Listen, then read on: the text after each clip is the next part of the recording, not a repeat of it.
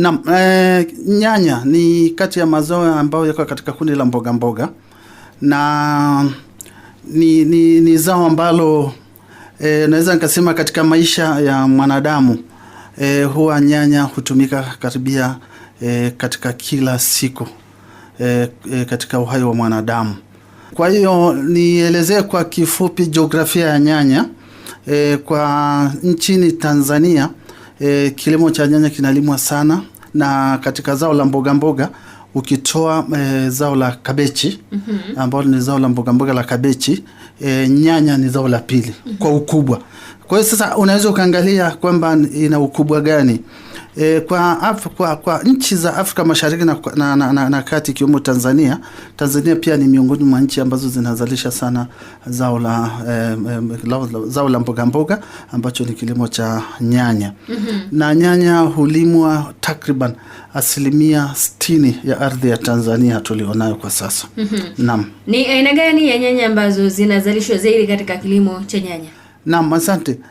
Nyanya ziko katika makundi mawili makuu. Kwanza, kundi la kwanza ni nyanya za asili.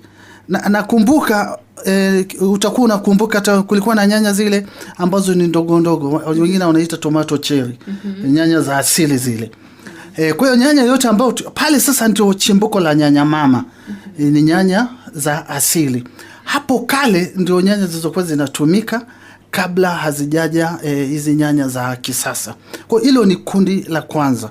Kundi la pili kwenye zao la nyanya ni nyanya ambazo zimezalishwa kwa vinasaba vya aina mbalimbali, ambalo sasa hizo ziko za ambazo ni chotara na ziko ambazo si chotara. Na katika hayo makundi pia nyanya zao la nyanya wakati wa kulima ni lazima mkulima ajue kwamba zimegawanyika pia katika makundi madogo kadhaa. Kuna nyanya ambazo zinaitwa indeterminate. Kundi hili ni zile nyanya ambazo zinarefuka sana, zinakwenda zaidi ya mita 15 urefu kivuna tu, mpaka mita 30 mpaka mita 40. Tutakuja kuelezea kiunabaga jinsi gani kwa nini. Hiyo tunaita indeterminate, ambalo asili yake sasa ndio zile nyanya za kienyeji. Nafikiri kama unafahamu zile nyanya za kienyeji huwa ni ndefu sana, zinakwenda mita kadhaa. Ndio sasa tunakuja hizo kwenye kundi la nyanya ambazo zinaitwa determinates. Hizi determinates sasa ni zile ambazo zinakuwa mita 1, 2, 3 kutoka usawa wa ardhi mpaka mita 5 mpaka 10. Hiyo sasa ndio tofauti. Lakini sasa katika ulaji sasa katika matumizi ya nyanya, na zenyewe nyanya zimetofautiana katika makundi kadhaa kama nitakavyoeleza. Kuna nyanya ambazo lengo lake linatumika kwa ajili ya salad tu. Kachumbari. Ukiwa na chips hapo au tuseme chochote kile, pilau huwezi kwenda bila kachumbari.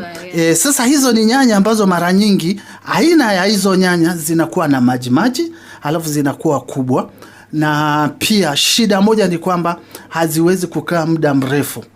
Kuna kundi la pili la nyanya sasa ambalo ndio jamii sasa ambazo ni zile ambazo zinakuwa na ngozi nyembamba. Ngozi nyembamba ndio hiyo sasa unakuja nyanya mshumaa. Kwa nini ni nyanya mshumaa hizo kundi? Ni kwa sababu ni nyanya ambazo ukivuna tangu zimeiva unaweza ukahifadhi siku 18 mpaka siku 30 bila kuharibika katika hali ya joto ya kawaida. Unaona? Lakini zile za kachumbari za salad huwezi kuhifadhi kwa muda mrefu kwa sababu ngozi yake ni nene. Kwa hiyo zinarojeka, zinaoza kwa muda mfupi sana. Kwa hiyo haya makundi mawili. Kwa hiyo mkulima anapoamua kwamba anataka kwenda kwenye kilimo cha nyanya, ni lazima apate utaalamu na pia soko, kwamba je, soko linahitaji aina gani ya nyanya? Je, ni soko kwa ajili ya salad? Kama ni kwa ajili ya salad, kwa sababu pia teknolojia imekuja ya kutumia majokovu, kwamba hata nyanya unaweza kuhifadhi kwenye jokovu hata miaka 100 kwa sasa. Lakini hiyo ni teknolojia ambayo ni advanced technology. Lakini katika mkulima kujihusisha na kilimo cha nyanya, hususan jambo kubwa ni kwamba je, amelenga katika soko lipi? Lakini soko kubwa ambalo liko ni kwa ajili ya ulaji wa vyakula vya kawaida. Okay, Dr. Julius Nambua, ni vigezo gani ambavyo vinafanya udongo kuwa bora kwa kilimo cha nyanya? Na kama nilivyosema, ni lazima udongo uwe na rutuba ya kutosha, kwa sababu nyanya kama mimea mingine inahitaji virutubisho lishe ambavyo vitaiwezesha wakati unapoanza kulima, kwa sababu zao la nyanya huanzia kwenye kitalu. Unachukua mbegu zenyewe unasia kwenye kitalu. Baada ya siku 21 mpaka 28 unahamisha kwenye shamba mama. Kwenye shamba mama nao inakaa siku 75 mpaka siku 90, zinaanza kuiva tayari kwa ajili ya kwenda sokoni. Sasa wakati huo wote ni lazima ardhi iwe na virutubisho vya kutosha. Kama haina, basi inambidi mkulima achukue mbolea za kisasa sasa ili kuongezea virutubisho lishe.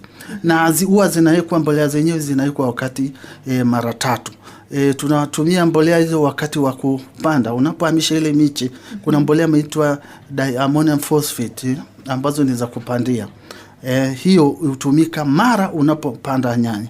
Alafu inapofika kipindi cha majani ambacho ni stage ambayo kwa utaalamu tunaita vegetative stage.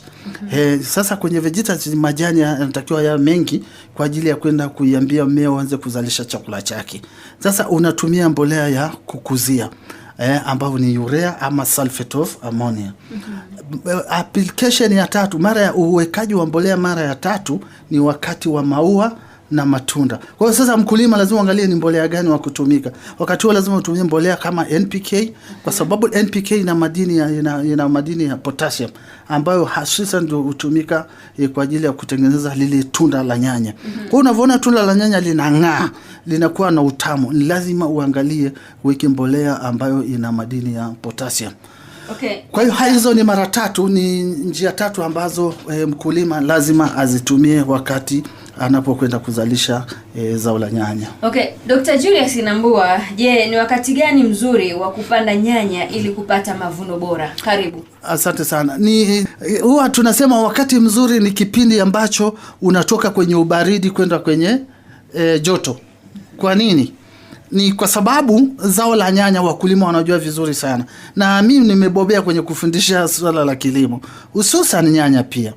Na nyanya huwa inakuwa inapata mashambulizi ya magonjwa ya ukungu, tunasema fungal diseases.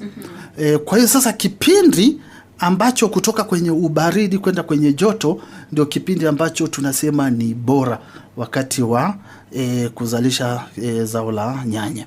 Kama basi unaona hauna, basi unakwenda kutafuta kitu tunachoitwa kitalu nyumba. Siku hizi unaona nyanya nazo zinaishi kwenye nyumba, greenhouses. Nafikiri ukipita kule Moshi watu wengi walinunua greenhouses sana, na wanazilima sasa zile nyanya ambazo ni chotara, ambazo ni indeterminate. Na wanafanya hivyo kwa sababu ukilima kwenye nyumba kitalu ama greenhouse ni kwamba kwanza ubora wake ni kwamba tutakuja kufundisha siku nyingine, lakini hiyo ndio teknolojia ya kisasa kabisa ambayo ukitaka kupata nyanya ambazo ziko bora kwa ajili ya kukidhi soko la ndani na nje na kupata fedha ambazo ni nyingi, ni kwenye kitalu shamba ambazo ni greenhouse. Naam. Dr. Julius Nambua, umetutajia pia mojawapo ya magonjwa ambayo yanashambulia zao la nyanya. Sasa je, kama mkulima atatumia mbinu ipi ili kuweza kudhibiti magonjwa kama hayo? Kubwa ni kwamba magonjwa ya vimelea vya fungus, mtangazaji, ni kwamba naweza nikasema ni mahali huwa ambapo huwa ni pagumu. Kwa hiyo lazima mkulima awe na ratiba na ajue kwamba ni viatilifu vipi vya magonjwa ya ukungu ama fungus aweze kuvitumia. Kwa hiyo anapokwenda shambani, anapofanya maandalizi, hapo huwa ni ngumu sana. Kwa kama nilivyosema awali, iwe ni kipindi cha jua ama kipindi cha baridi, huwa nyanya hushambuliwa sana na magonjwa ya ukungu. Ndio magonjwa ambayo yanafanya mashambulizi makubwa. Na magonjwa ya ukungu, ufahamu kwamba ndani ya siku 2-3 unaweza kuwa na eka yako 2-3, lakini yale magonjwa yanaweza kaangamia kabisa ukapata 0 ndani ya masaa 72. Kwa sasa fikiria, wewe mkulima umeshaekeza, alafu inakuja ugonjwa unakuja kukuangusha kipindi cha umeona kabisa kwamba ni matunda. yameshaanza kuiva, unataka kwenda sokoni, lakini ndani ya siku 2 zile ndoto zako zote lakini uzuri ni kwamba viatilifu vipo vyenye nguvu kabisa, ambao mkulima anatakiwa kuanzia mwanzo anapoanza kulima kilimo cha nyanya hadi siku anapokwenda kuvuna, au siku anamaliza kabisa kuvuna zao la nyanya. Nyingine ni kwa wadudu, ni mdudu ambaye amekuwa maarufu sana kwa miaka 5-7 sasa hapa Tanzania. Huyu mdudu anaitwa kantangazi. Kama umesikia. Waandishi wa habari wanapenda sana vuta kantangazi, kwa sababu huyu mdudu anafanya uharibifu kuanzia kwenye hatua awali ya nyanya kabisa, unapopanda tu mpaka kwenye matunda. Kwa hiyo ni mdudu ambao ni hatari sana. Na mbaya zaidi ni kwamba anaharibu matunda. Akishafanya madhara, hata lile tunda huwezi kupika, huwezi kuliuza, huwezi kulifanyia kitu chochote. Huyu mdudu amesumbua, lakini namshukuru Mungu kwa sababu kwa sasa hivi viatilifu kwa ajili ya kumdhibiti mdudu ambaye ni huyo kantangazi zipo za kutosha, zipo za aina mbalimbali. Kwa muhimu sana ni mkulima tu kupata utaalam sasa kwamba ni dawa gani ya mdudu huyu basi aitumie, pamoja na wadudu wengine ambao wanaweza kufanya mashambulizi. Kitu kingine ambayo inaleta sana madhara ni magonjwa ya mnyauko, wanasema wilting. Unakuta na hii huwa ni mbaya sana, kwa sababu hii inatokea kipindi cha umeshaanza kuona nyanya zile na umeshaanza kusikia kwamba kilo ni shilingi 5,000, unaanza kupiga zile milioni 100-200 kwa eka. Sasa wakati huo nao unashangaa ghafla mmea umenyauka. Ikinyauka maana yake ni kwamba virutubisho sasa lishe kwenda kwenye mmea namna hamna. Kwa hiyo huku kote mmea unanyauka, yale matunda yanaharibika na mkulima. Lakini cha msingi ni kwamba teknolojia zipo na pia jinsi ya kudhibiti mnyauko huko, lakini kubwa ni kutumia mbegu ambazo zina kinzani na magonjwa yenyewe ya minyauko.